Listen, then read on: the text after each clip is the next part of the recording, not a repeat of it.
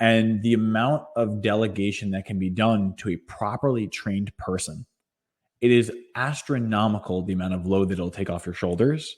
Because things like, okay, well, I can make this person a notary. I can make this person contact the utilities on my behalf. This person could be drafting permits and going to and from because this office only does triplicate forms. So there's a lot that you can do with just one person if they're the right person and you're willing to put the time in to train them, because then they become the voice of your company and the smile.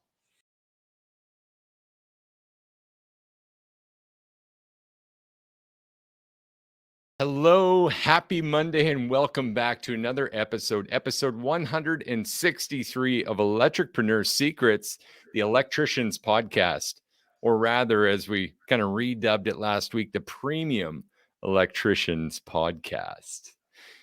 Back with you, Joseph Lucanian and Clay Neumeyer, just a couple of master electricians with business addictions here to help you 5 days a week, master sales, simplify pricing, and deliver premium level electrical service. Joe, how was your weekend, brother? It was absolutely amazing. One of those days where I got to see some family who I haven't seen from down south. I was able to have a really nice rained-in weekend with the girls. Honestly, man, time with the family and time with friends, you can't ask for better than that. What about you, brother? Absolutely. Yeah, I did a little road trip. Went to a good friend of mine, fellow electrician's wedding, as he got to marry his best friend. That was fun. Did a little shop talk. Got out of there and visited some other friends, all in the Okanagan, which is a beautiful area, which has recently actually been plagued by forest fires. Really? Yeah, the whole town got swept. We had it pretty bad this summer, but it's raining currently. Looks like it's raining in the forecast for a while, but I'm all right with that. I can embrace a little bit of fall weather. You getting the rain too, Joe? Yeah, no, the leaves are starting to turn. One of the beautiful things about being in New York is that we have some awesome foliage, as I'm sure you guys do up in Canada. So it's just really, really nice being able to. I want the rain to stop, but I enjoy not having to sweat it out in 110-degree weather. So you take the good with the bad. Little dichotomy there, right? Who doesn't like a little suntan right on the top? Yeah, you could tell I'm definitely prepared for it, right? Yeah. Anyways, guys, if you're with us, let us know how your weekend went. And even, well, how'd your week finish up last week? How's your week starting off on this magnificent Monday? As Joe always says, a great day to have a great day. And this is going to be a great start for you to help motivate you guys to help think and perceive your business a little bit differently as we talk through really who should be your first hire. Because I know there's some controversy on this one.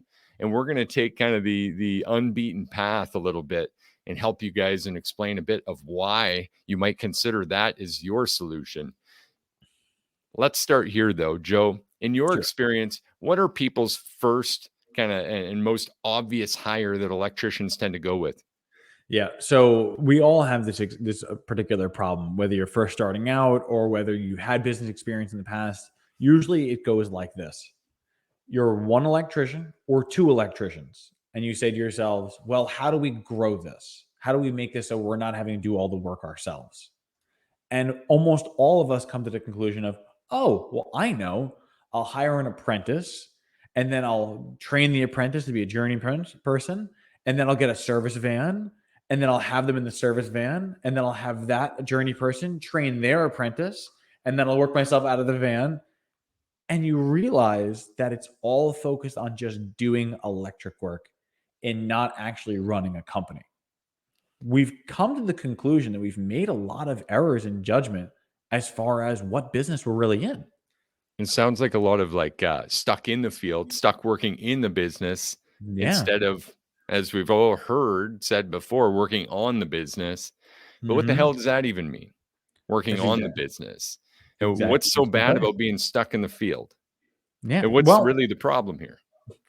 Well, let's see. So there's a couple of different particular points that we want to draw into this. The first is that we're not in just the electrical business. We're in the customer service business. And if we only focus on turning tools, that's just another way to race to the bottom. You may focus on doing the best work possible, but if you can't communicate that, or you're only communicating that while you're putting in work and answering on a headset, you're never going to come across as premium as you want yourself to be portrayed as. So just focusing on getting more vans and more techs, though it might seem like the correct direction, actually takes you away from the overall mission you're trying to serve. Does that make sense? Totally, man. And in my experience, it kind of keeps us stuck with this micromanagement problem that tends to Mm, happen because honestly, we usually rush into this. We bring someone in to help. And we've heard this with the apprentice example over and over and over again. I hired an apprentice. Now I really can't leave the site. Now I'm mm, stuck, absolutely yep. stuck, right? And you're having to micromanage that person because of their lack of training. I put Hmm. training before skill here and experience, right? And if you don't have that process to even train to, well, you're kind of you're floating here. You're stuck. Yeah, because it actually creates a really risky situation too, as well. Because if you front load everything, meaning that it's you and an apprentice or you and a journey worker, and you're in one van and you've built your business off the deliverables that can happen from two people, now all it takes is that person to get sick or have a reason to have a day off or even leave to join someone else.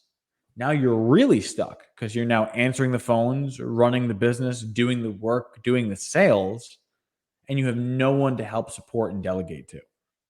Seems like a situation that a lot of us don't want to be in, but often find ourselves in. And that's why 100%. there's often so much push to say, how do I find workers? How do I find workers? It's because we've put ourselves in this box, but there's another way to look at it. Yep. And just to touch on that micromanagement piece again, I mean, show me a leader or a company or, an ex staff that say, well, I just didn't like being micromanaged. Yeah, I worked with Joe, but I just didn't like being micromanaged. And I'll show Mhm, you a business that's just void of systems and void of mhm, training. Because without that, how else do you confirm the quality, the expectations are being met? By micromanaging. mhm. And just to give clarity to what that means, what is micromanaging, Joe? And how would you describe that? So there's what people think micromanaging is, and then there's what it actually is, right? So what micromanaging is conveyed to be is someone just stand like some office pencil pusher standing behind you, looking over you, telling you to click this and click that and click this and click that while you're working on the computer. What micromanaging really is, though, is being able to look at a process and look at stuff that someone is doing at almost such a small scale to say, I know every individual cog that when they answer the phone, if they do this, it turns this. And if they do that, it does this. So saying, if this result isn't happening, let's look at the gears and figure out what isn't being done. Hmm. I like that. Bit of a spin on it. Hmm. So I think what you're saying then in conveying is like how people use it routinely is more Hmm. thinking of that person that just won't get off your back Yes. and they're just constantly there. And that's kind of the problem micromanaging. But in Hmm. fact, you're saying that that term actually implies that there's something that's understood between two people to even micromanage, to even Correct. be at that level of detail. That's actually a really interesting split. And I myself hadn't related the two that way. So I Mhm. appreciate that you took us there. It's my pleasure. But that, of course, points out the big problem, Hmm. right? And with the diverse nature of electricians and the work that we do, of course, some with their fat price books tend to think there's thousands of things that we do. In residential service, I'm of the belief that there's really basically about a dozen. Depending on specialty, everything's relative with different environmental differences. Would you agree with that? Yeah, I would say for the most part, I mean, obviously there's more tasks that you can do, but if you can break them down to 12 core factors, it becomes easier to manage them because then you're like, okay, I have a process and a play for each of these individual tasks. And if we notice a dip in one of them, I know where to spin the wheels. 100%. And that to me is what makes quality management a reality and possible because we can apply a general process across bundles of work like that. But of course, we're still talking about the main problem here, which is how to properly manage these field staff. And should they be the first hire, Joe? Maybe now is the time to just unveil the big controversy here. Yeah. So personally, I do agree that your customer service manager should be the first person that you bring into your team because of one, the massive amount of delegation that you'll be able to do, but two, that it solves something that allows you to stay in one lane of your business and not have to put your feet in both sides of the bucket.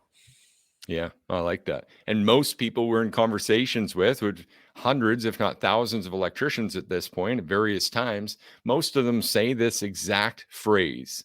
Well, I got into business, but I was never trained in it. I'm an electrician. So I don't Mm-hmm. know what I don't know. I'm trying to pick that up from you guys. You ever heard that before, Joe? Oh my God, yeah. So here's the point.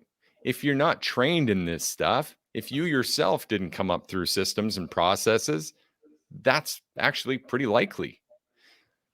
By focusing, though, on your set of queen bee skills, we would say the queen bee role, meaning like, what can you do best? What are the half dozen Mhm. things that your time is most valuable when put forth on those items? Those items would not include answering your own phone, Mhm. right?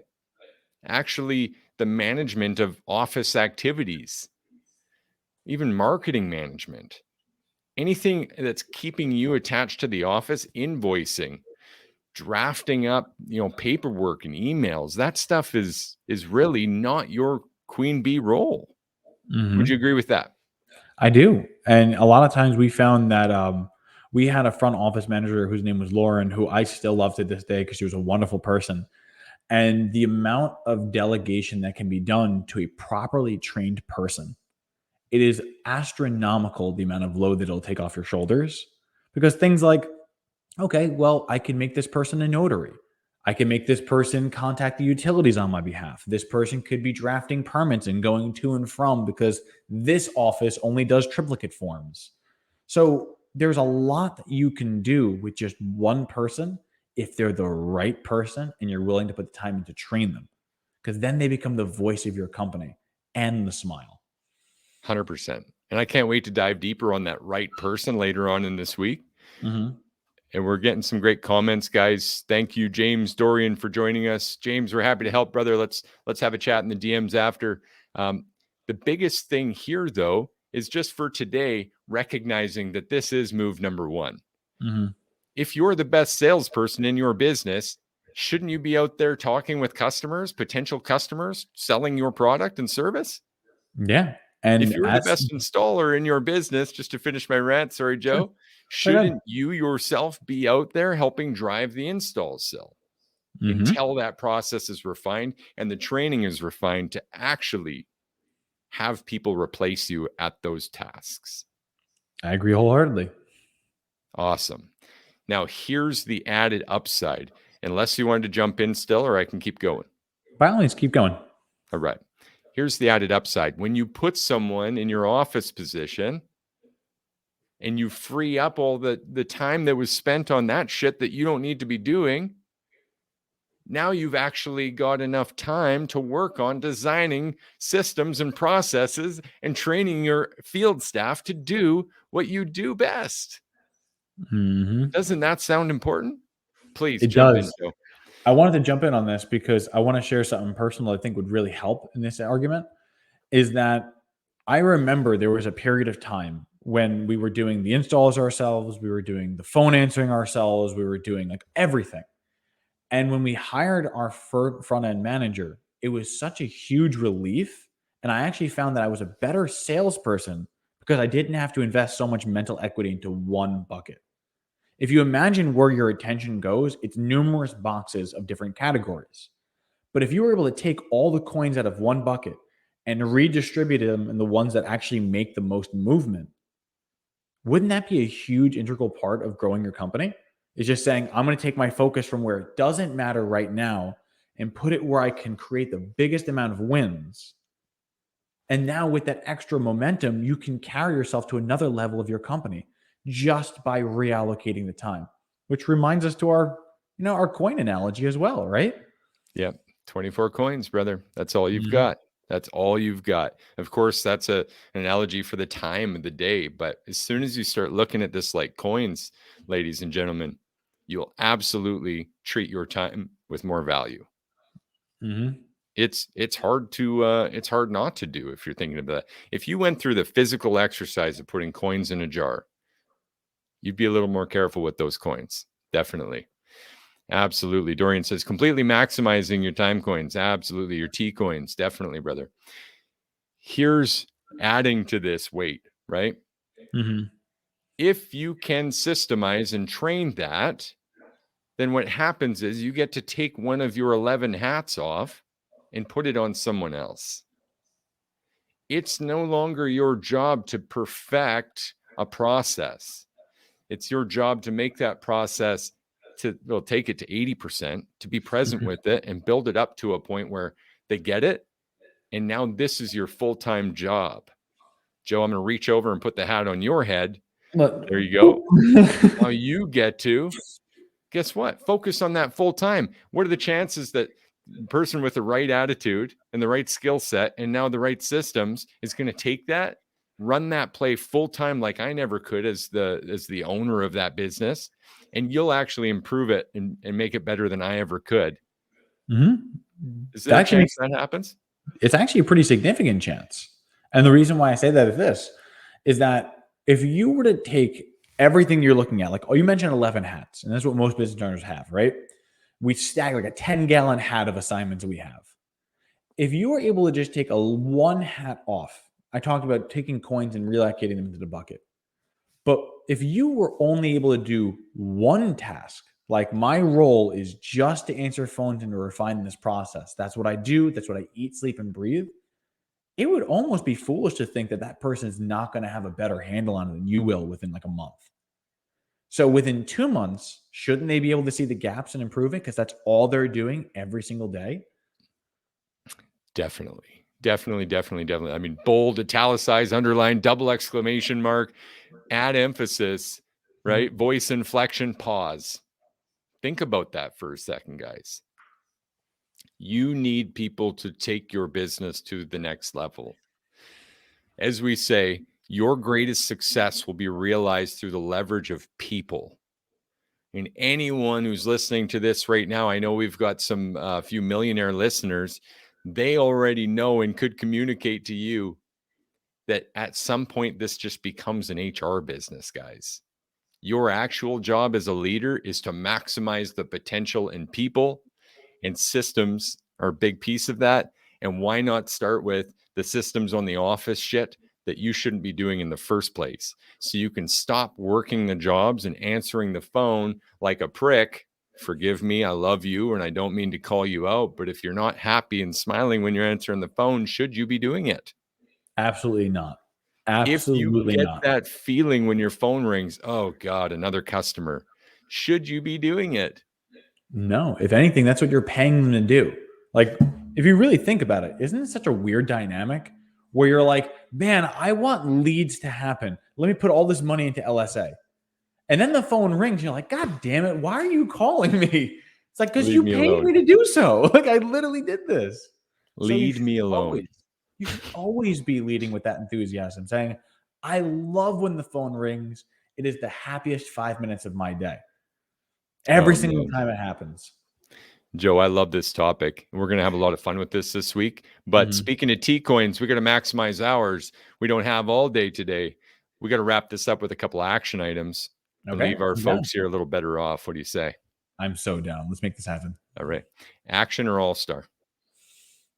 I would say action because I can think of something that anyone can do right now. All right. Let's hit it. Okay.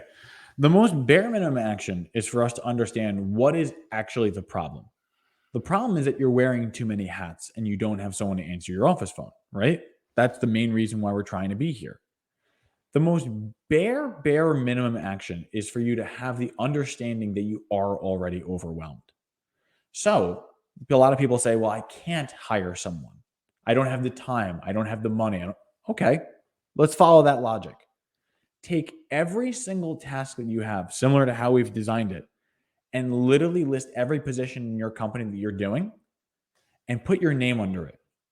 If you were to do that, you would start to realize, wow, I am already doing all these things. And with that being said, are you willing to add all those up to 100%? If you add it to 100%, that's 100% of your time, energy, and commitment.